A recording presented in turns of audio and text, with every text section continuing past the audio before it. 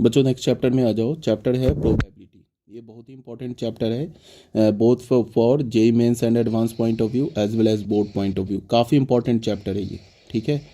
तो इसको हम लोग क्या करेंगे, प्रोबेबिलिटी को एक बार 12th क्लास में भी दोबारा हमें रीड करना है, बट ये जो 11th क्लास की प्रोबेबिलिटी है ना, ये बेस बनेगा आपके 12th क्लास की प्रोबेबिलिटी का। तो इस चैप्टर को बिल्कुल लाइटली नहीं लेना है, बहुत ही इंपॉर्टेंट चैप्टर है। 12th क्लास में भी हमें प्रोबेबिलिटी पढ़नी है। 11th की प्रोबेबिलिटी अगर इसके कॉन्सेप्ट नहीं समझोगे तो फिर 12th में प्रॉब्लम आने लगेगी। तो ध्यान से इस चैप्टर को, इसके वीडियो लेक्चर को ध्यान से देखना, ठीक है। कभी ये स्किप करके मत देखना, और कोई डाउट होगा तो पूछना। एक बार हम लोग क्या करते हैं, प्रोबेबिलिटी स्टार्ट करने से पहले ना एक बार हम लोग इसका जो हमने 9th-10th में पढ़ा था ना, उसका थोड़ा सा रिकैप ले लेते हैं। इंट्रोडक्शन में क्या बोला जा रहा है, इंट्रोडक्शन में क्या बोला जा रहा है कि in earlier classes we have studied about the concept of probability. 9th से आपने, इवन 9th नहीं, मेरे अकॉर्डिंग 7th या 6th में थोड़ा प्रोबेबिलिटी का व्यू देते हैं। 9th में क्या है, एक स्पेशल चैप्टर है प्रोबेबिलिटी का। 9th में भी हम लोग पढ़ते हैं प्रोबेबिलिटी, 10th में भी पढ़ते हैं, 11th में भी पढ़ेंगे और 12th में भी प्रोबेबिलिटी पढ़ेंगे, ठीक है। उसके बाद क्या है कि in earlier classes we have studied about the concept of probability as a measure of uncertainty. किसको मेजर करते हैं, मेजर करते ऐसा फेनोमेना या फिर ऐसा चीज़ जो सर्टन नहीं हो, उसको हम लोग क्वांटिफाई करते प्रोबेबिलिटी में। क्वांटिफाई करने का मतलब कि उसको मैं क्या करता हूँ कि एक नंबर से मैथमेटिक्स में एसोसिएट करते हैं। फॉर एग्जांपल कि जैसे मैं क्वाइन फेंकूँ, अब क्वाइन फेंकूँ और मैं बोलूँ कि मोस्ट प्रोबेबली है कि हेड आ जाएगा, तो कोई बोलेगा कि कितना चांस है, क्या चांस है हेड आने का, तुम बोलोगे बहुत चांस है।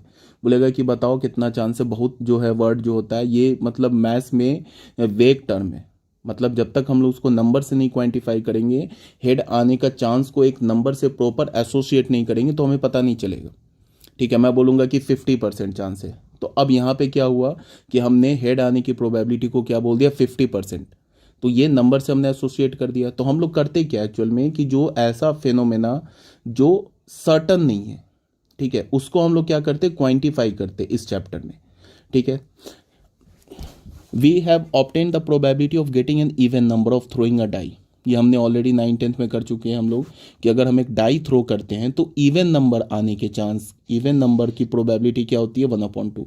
ये ऑलरेडी हम लोग 10th क्लास में देख चुके हैं। Here the total possible outcome are 1 to 6। Total कितने पॉसिबल आउटकम है, अगर तुम डाई फेंकते हो तो टोटल 6 पॉसिबल आउटकम्स हैं, और वो जो 6 पॉसिबल आउटकम्स हैं ना, वो इक्वली लाइकली हैं। इक्वली लाइकली बोलने का मतलब कि डाई में कितने नंबर होते हैं, 1 2 3 4 5 6। 1 आने का चांस, 2 आने का चांस, 3 4 5 6 सबके आने का चांस बराबर बराबर है। ऐसा नहीं तुम बोल सकते हो कि 1 आने का चांस ज़्यादा है और 2 आने का चांस कम है, ऐसा नहीं बोल सकते। तो इस तरह के आउटकम्स को हम क्या बोलते हैं, इक्वली लाइकली।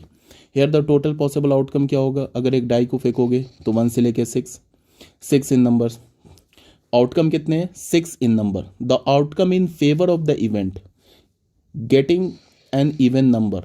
इवन नंबर आने के इस इवन नंबर को कितने आउटकम फेवर कर रहे हैं। देखो गेटिंग एन इवन नंबर ये हमारा क्या है, इवेंट है। गेटिंग एन इवन नंबर ये इवेंट है। अब इस इवेंट को कितने आउटकम फेवर कर रहे हैं, 3 आउटकम फेवर कर रहे हैं, 2 4 6, ठीक है। That is 3 number. जो आउटकम है जो इस event getting an even number को फेवर करे वो 3 है, 2 4 एंड 6, ठीक है। In general to obtain the probability of an event, किसी इवेंट की प्रोबेबिलिटी निकालने के लिए हम लोग क्या करते हैं, we find the ratio of the number of outcome favourable to that event to the total number of equally likely outcome. Classical approach जो आपने 10th क्लास में पढ़ा था प्रोबेबिलिटी, उसमें क्या करते हैं कि अगर हमें किसी भी इवेंट, सबसे पहले प्रोबेबिलिटी निकालते किसका है, इवेंट का निकालते हैं, ठीक है। अगर हम लोग किसी भी इवेंट की प्रोबेबिलिटी निकालते हैं तो हमें ये देखते हैं कि उस इवेंट को कितने एलिमेंट्री इवेंट्स फेवर कर रहे हैं या कितने आउटकम्स फेवर कर रहे हैं। पहले वो नंबर ऑफ आउटकम्स को हमने काउंट कर लिया और डिवाइड कर दिया टोटल नंबर ऑफ इवेंट से। मतलब कि अगर मैं किसी एक्सपेरिमेंट को परफॉर्म करूं, जैसे मैंने डाइस को फेंका तो डाइस में कितने आउटकम्स आ सकते हैं, 6 आउटकम्स। फिर बोला कि गेटिंग एन इवन नंबर, ठीक है, गेटिंग एन इवन नंबर एक इवेंट हो गया। इस इवेंट को 3 आउटकम्स फेवर कर रहे हैं और टोटल कितने आउटकम्स है, 6 आउटकम्स है। तो गेटिंग एन इवन नंबर की प्रोबेबिलिटी क्या हो जाएगी, 3/6। 3/6 बोलने का मतलब 1/2, ठीक है। We find the ratio of the number of outcome favourable to the event to the total number of equally likely outcome. यहाँ पे जो वर्ड है ना इक्वली लाइकली, ये काफ़ी इंपॉर्टेंट है, ठीक है।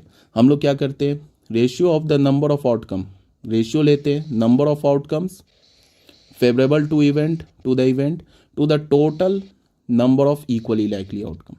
मतलब क्या है कि किसी भी इवेंट की प्रोबेबिलिटी निकालने के लिए हम लोग क्या करते हैं कि सबसे पहले देखते हैं कि उस इवेंट को कितने एलिमेंट्री इवेंट्स फेवर कर रहे हैं। मतलब क्या हुआ कि उस इवेंट के करॉस्पॉन्डिंग कितने एलिमेंट्री इवेंट्स आ जाएंगे, उसको काउंट किया। मतलब एलिमेंट्री इवेंट्स को या number of outcomes favourable to that event, उसको हमने काउंट किया और डिवाइड कर दिया टोटल पॉसिबल आउटकम से। तो हमें क्या मिल गया, उस इवेंट की प्रोबेबिलिटी मिल गई। इस थ्योरी को हम क्या बोलते हैं, क्लासिकल थ्योरी ऑफ प्रोबेबिलिटी। ये ऑलरेडी आपने 10th क्लास में पढ़ा होगा, ठीक है। अब इसमें एक बहुत सीरियस ड्रॉबैक है। ये जो क्लासिकल थ्योरी ऑफ प्रोबेबिलिटी है, इसमें एक सीरियस ड्रॉबैक है। सीरियस ड्रॉबैक क्या है कि क्लासिकल थ्योरी ऑफ प्रोबेबिलिटी ये तभी यूज़ हो पाएगा जब इवेंट्स इक्वली लाइकली हो। यहाँ पे देखो ये क्या वर्ड होगा, ये इंपॉर्टेंट है। जब इवेंट इक्वली लाइकली हो तभी जाके ये वाली जो हमारी थ्योरी है ये अप्लाई हो पाएगी, नहीं तो अदरवाइज ये थ्योरी अप्लाई नहीं होगी, ठीक है। और हमें पता है कि जो हमारे रैंडम एक्सपेरिमेंट होते हैं, बहुत सारे ऐसे रैंडम एक्सपेरिमेंट है जिसके एलिमेंट्री इवेंट्स या जिसके आउटकम्स इक्वली लाइकली नहीं है। तो जिसके आउटकम इक्वली लाइकली नहीं है उसको हम क्या बोलेंगे, हम उसके आउटकम की प्रोबेबिलिटी फिर या उस इवेंट के उस रैंडम एक्सपेरिमेंट के क्रॉसपॉन्डिंग जो इवेंट बनेगा उसकी प्रोबेबिलिटी नहीं निकाल सकते इस थ्योरी से, क्लासिकल थ्योरी ऑफ प्रोबेबिलिटी से। कैसे, एक एग्जांपल ले लेते हैं। जैसे हमने क्या किया, अभी हमारे पास क्या एक डाइस है, ठीक है। हमारे पास एक डाइस है, उस डाइस को हमने एक रैंडम एक्सपेरिमेंट लिया। उससे भी पहले रैंडम एक्सपेरिमेंट देख लेता हूँ। ये रैंडम एक्सपेरिमेंट को डिटेल से बता रखा है, आगे हम लोग देखेंगे। हमने एक डाइस फेंका, तो डाइस फेंका तो टोटल पॉसिबल आउटकम क्या हो गया, 1 2 3 4 5 एंड 6, ये टोटल पॉसिबल आउटकम हो गया। एक इवेंट ई बोला, इवेंट ई क्या हमारा, getting an even number, getting an even number.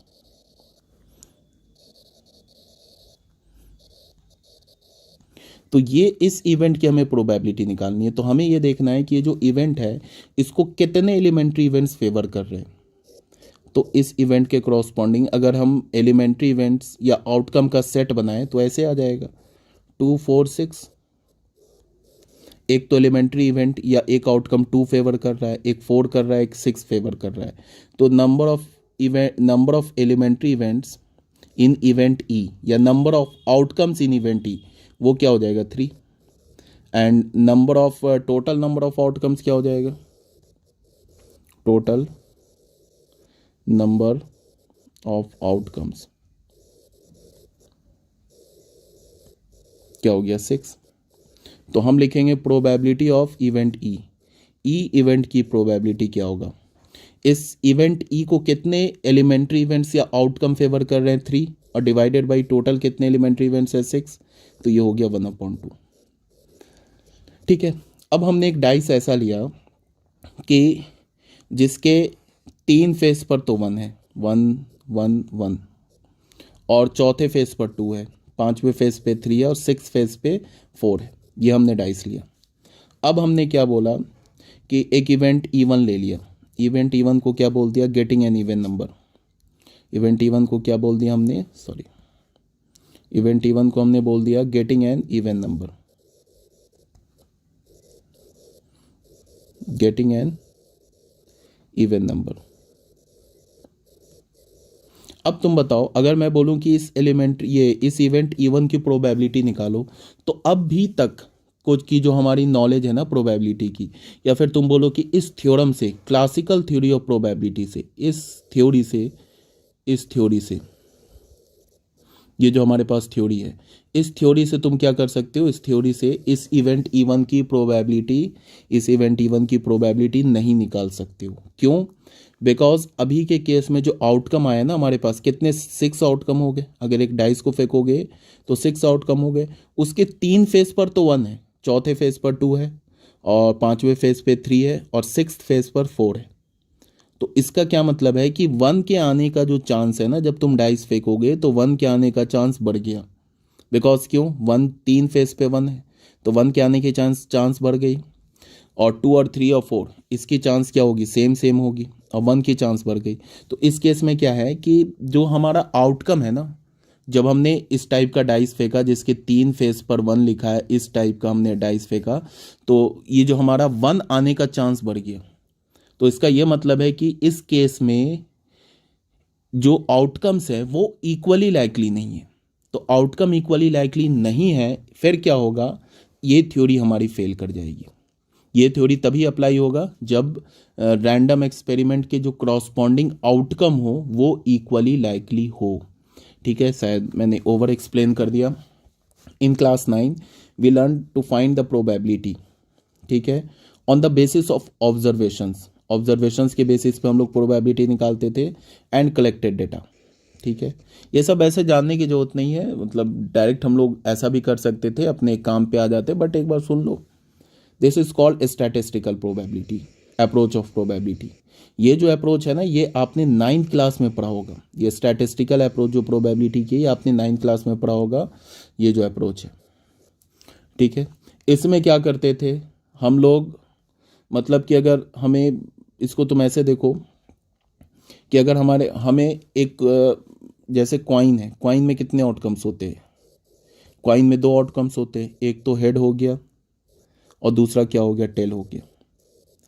इसमें क्या करते थे कि हम लोग कॉइन को एक्चुअल फेंकते थे। मान लो कॉइन को हमने 50 टाइम्स थ्रो किया और फिर एक ऐसे टेबल बना लिया, या फिर हमने क्या किया, एक ऐसे करके टेबल बना लिया, ऐसे टेबल बना लिया। यहाँ पे हमने लिखा नंबर ऑफ थ्रो, और यहाँ पे क्या लिखा, नंबर ऑफ हेड्स और नंबर ऑफ टेल्स। उसके बाद बोला कि 50 टाइम्स हमने थ्रो किया, तो हेड कितने आ गए हमारे पास, मान लो आ गए 20 टाइम्स हेड आ गए, 30 टाइम्स टेल आ गए। फिर हमने और बढ़ाया, 50 के बाद 100 टाइम्स किया तो हमें मिल गया 60 टाइम्स, ये 40 टाइम्स। फिर 100 के बाद हमने क्या कर दिया, 200 कर दिया, फिर ये हमें मान लो कि मिल गया 90 टाइम्स, ये मिल गया 110 टाइम्स। तो ऐसे करके हम लोग बोलते थे कि जब हमने 50 टाइम्स थ्रो किया तो हेड की प्रोबेबिलिटी क्या हो गई, 20/50, टेल की प्रोबेबिलिटी क्या हो गई, 30/50। फिर हमने क्या बोला कि जब हमने 100 टाइम्स थ्रो किया तो फिर हेड की प्रोबेबिलिटी 60/100 हो गई और टेल की प्रोबेबिलिटी 40/100 हो गई। इसी को आगे करके हम लोग क्या बोलेंगे कि जैसे नंबर ऑफ थ्रो बढ़ाते जाएंगे ना, तो नंबर ऑफ हेड की प्रोबेबिलिटी और नंबर ऑफ टेल की प्रोबेबिलिटी आपस में इक्वल होने लगेगी।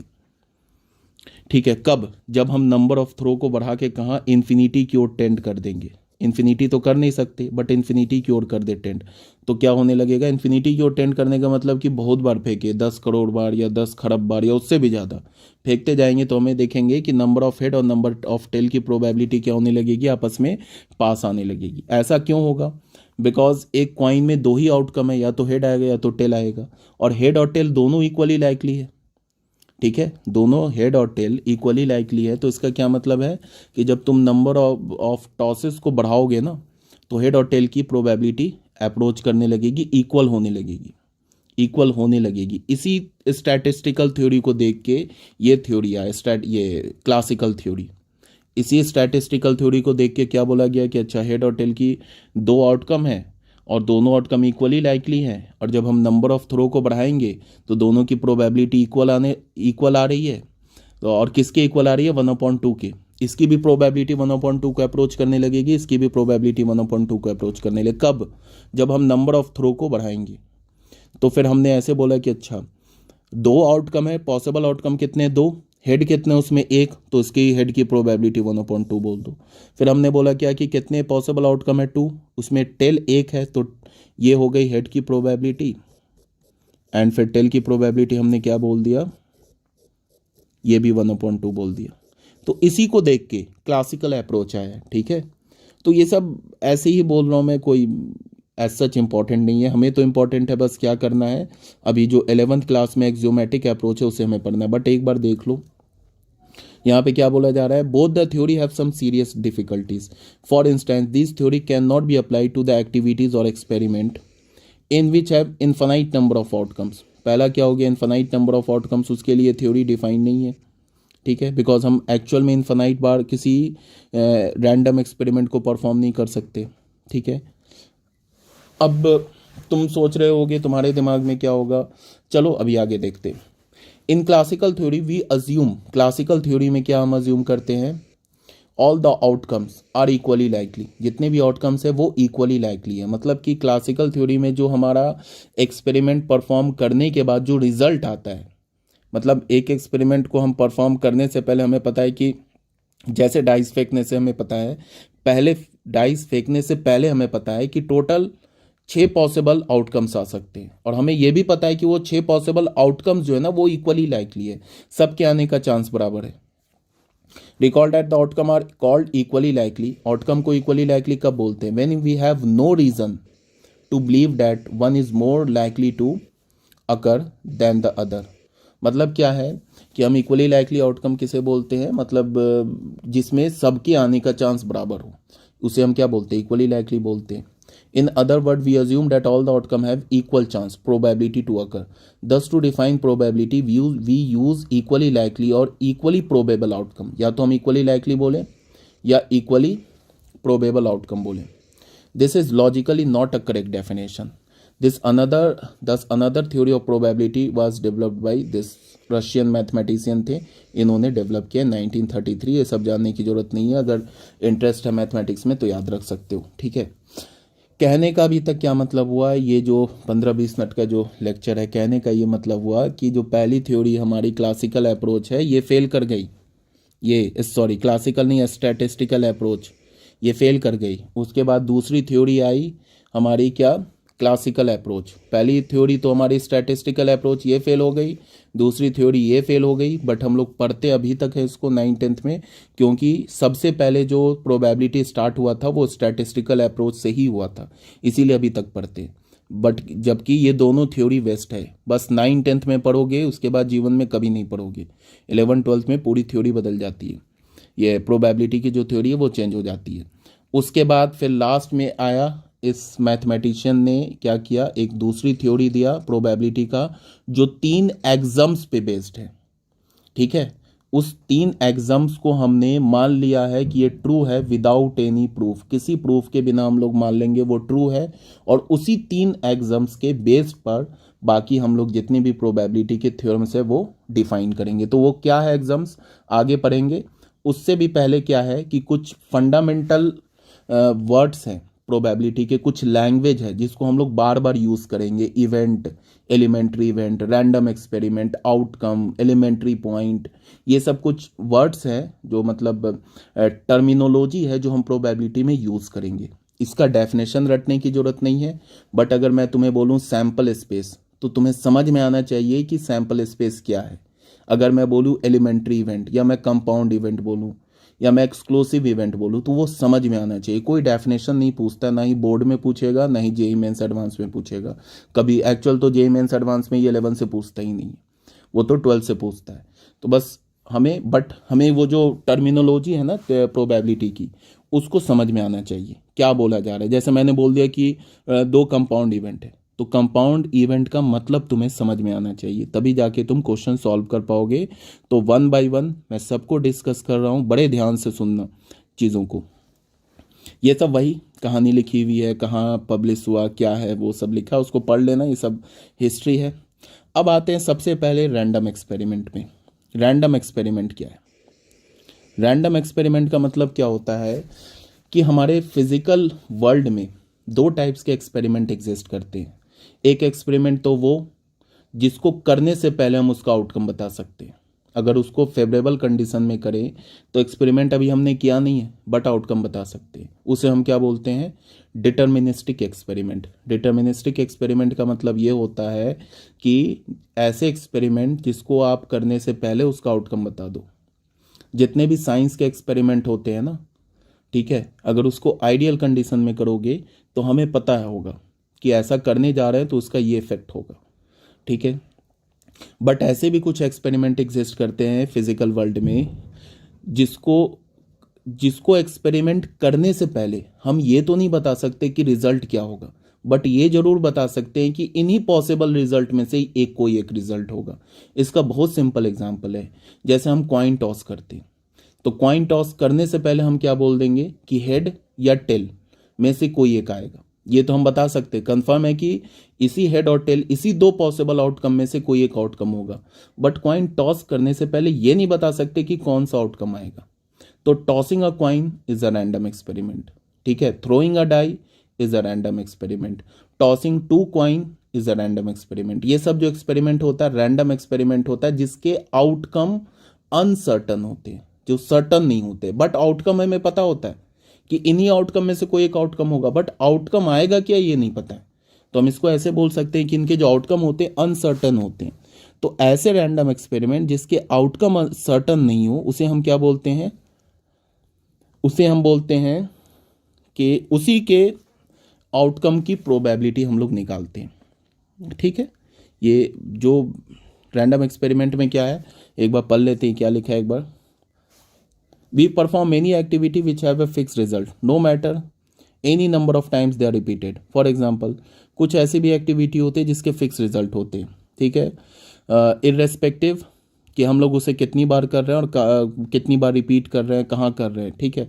For example, given any triangle, कोई भी ट्रायंगल अगर तुम्हें दे दिया जाए, without knowing the three angle, हमें तीन एंगल क्या क्या है उसको बिना बताए हम बोल सकते हैं कि उनका जो सम होगा वो क्या हो जाएगा, 180 डिग्री होगा। मैं कोई भी ट्रायंगल दुनिया का बना दूं, ठीक है। अब ट्रायंगल क्या है, राइट एंगल है, ऑब्ट्यूज है, एक्यूट है, क्या है, उसको तुम ट्रायंगल को देखो ही नहीं। तुम ये जरूर बोल सकते हो कि अगर तुम उस ट्रायंगल के तीनों एंगल को ऐड करोगे तो उसका जो सम होगा, मतलब एंगल्स का जो सम होगा 180 डिग्री होगा।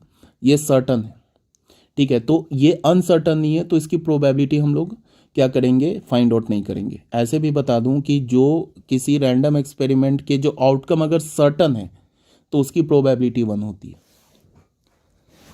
अगर तुम्हें 10th क्लास की प्रोबेबिलिटी थोड़ा बहुत याद होगा तो हम लोग ऐसे बोलते थे कि sure and certain event, sure and certain event की प्रोबेबिलिटी क्या होती है, 1 होती है, ठीक है। और ऐसा इवेंट जिसको हम, जो कभी पॉसिबल नहीं हो सकता है, जैसे मैं बोलूं कि अगर मैंने कोई एक ट्रायंगल बना दिया और मैं बोलूं कि इन तीनों एंगल का सम 190 डिग्री आ जाए, इसकी क्या प्रोबेबिलिटी है, तो तुम बोलोगे 0, कभी हो ही नहीं सकता 190 आ जाए, तो इसकी प्रोबेबिलिटी क्या हो जाएगी, 0। इसको हम ऐसे बोलते हैं कि प्रोबेबिलिटी ऑफ कोई ऐसा event which can not happen, जो कभी हो नहीं सकता है किसी भी एक्सपेरिमेंट के कॉरस्पॉन्डिंग, जो पॉसिबल नहीं है कि वो आउटकम आ जाए, उसकी प्रोबेबिलिटी को हम 0 बोलते हैं, ठीक है। और उस इवेंट को क्या बोलते हैं, नल। सेट के लैंग्वेज में किससे रिप्रेजेंट करते हैं, नल, ऐसे बोलते हैं, नल बोल दिया। नल बोलने का मतलब which can not happen if experiment is perform, ठीक है। यहाँ तक ये सब बात आ गई समझ में, ये सब ऐसे कहानी थी। We also perform many experiment activities where the result may not be same, result क्या हो हमारा, may not be same when they are repeated under identical condition, result हमारा सेम नहीं हो जब अगर हम उसको आइडेंटिकल कंडीशन में रिपीट करें। For example, a coin is tossed, it may turn up head और टेल, या तो हेड आएगा या तो टेल आएगा, but we are not sure which one of these result will actually B obtained, such experiment is called random experiment. अब ये रटने मत लगना, ये थ्योरी डेफिनेशन रटना नहीं है, क्वेश्चन में 11th क्लास में नहीं आएगा कि डिफाइन रैंडम एक्सपेरिमेंट। आ भी गया तो तुम खुद से बना के लिख सकते हो कि experiment whose outcome can not be sure, या an experiment whose outcome cannot be determined before doing the experiment is called a random experiment। अगर तुम्हें पता है, बट ये आता नहीं है तो रटने की कोई जरूरत नहीं है, ठीक है। बट हमें समझना है कि अगर रैंडम एक्सपेरिमेंट बोला जा रहा है तो वो है क्या चीज़, ये समझना है। An experiment is called a random experiment, अगर किसी भी एक्सपेरिमेंट को हमने रैंडम एक्सपेरिमेंट बोला, if it satisfy the following 2 conditions, 2 condition को सेटिस्फाई कर दे तो उसे हम क्या बोलेंगे, रैंडम एक्सपेरिमेंट। पहला कंडीशन क्या बोल रहा है, it has more than 1 possible outcome, एक से ज़्यादा आउटकम हो। ऑब्वियस सी बात है, अगर किसी भी एक्सपेरिमेंट में एक ही आउटकम होगा तब तो हम बता देंगे ना, तब तो हम बता देंगे। मान लो एक कॉइन ले लिया, दोनों कॉइन के दोनों साइड हमने टेल बना दिया, तो अब कॉइन को तुम कहीं भी जाके फेंको तो उसका आउटकम तो एक ही आएगा, टेल आएगा। तो ये हमारा रैंडम एक्सपेरिमेंट नहीं है। तो रैंडम एक्सपेरिमेंट होने के लिए क्या है, सबसे पहले उसमें एक से ज़्यादा आउटकम होना चाहिए, ठीक है। दूसरा क्या है, it is not possible to predict the outcome in advance. ये पॉसिबल नहीं हो कि तुम एक्सपेरिमेंट करने से पहले उसके आउटकम बता दो कि ये आउटकम आने वाला है, तो फिर वो रैंडम ही एक्सपेरिमेंट नहीं बचा, तब तो वो डिटर्मिनिस्टिक एक्सपेरिमेंट हो गया। और फिर डिटर्मिनिस्टिक एक्सपेरिमेंट की प्रोबेबिलिटी हम लोग निकालते नहीं है। या फिर तुम ऐसे बोलो कि डिटर्मिनिस्टिक एक्सपेरिमेंट की प्रोबेबिलिटी 1 होती है, ऐसे भी बोल सकते हो। Check whether the experiment of tossing a die is a random और not. Tossing a die random है या नहीं, तो बिल्कुल है रैंडम। ठीक है, क्यों रैंडम है? बिकॉज डाई को टॉस करोगे तो हमें पता नहीं है कि 1 से लेके 6 तक कौन सा पॉसिबल आउटकम आ जाए। ठीक है, in this chapter we will refer random experiment by experiment only unless stated otherwise. इसमें हम लोग क्या करेंगे, इस चैप्टर में एक्सपेरिमेंट बोलेंगे, बट हमें समझ में आना चाहिए कि वो रैंडम एक्सपेरिमेंट बोला जा रहा है। ऑब्वियस ही बात है, डिटर्मिनिस्टिक एक्सपेरिमेंट का तो कोई काम ही नहीं है इस चैप्टर में। अगर कोई एक्सपेरिमेंट डिटर्मिनिस्टिक हो जाए तो फिर उसका कोई काम नहीं है, तब तो उसकी प्रोबेबिलिटी 1 होगी। ठीक है, तो हम लोग क्या करेंगे, इस पूरे चैप्टर में रैंडम एक्सपेरिमेंट के करॉस्पॉन्डिंग जो इवेंट बनेगा, इवेंट उसकी प्रोबेबिलिटी निकालेंगे। अब इवेंट क्या होता है उसको अभी हम लोग नेक्स्ट वीडियो में डिस्कस करेंगे। यहाँ तक क्लियर है? ठीक है, ये जो फर्स्ट वीडियो था एज सच कोई बहुत यूज़फुल नहीं है, बट एक बार देख लेना। चलो फिर, ओके।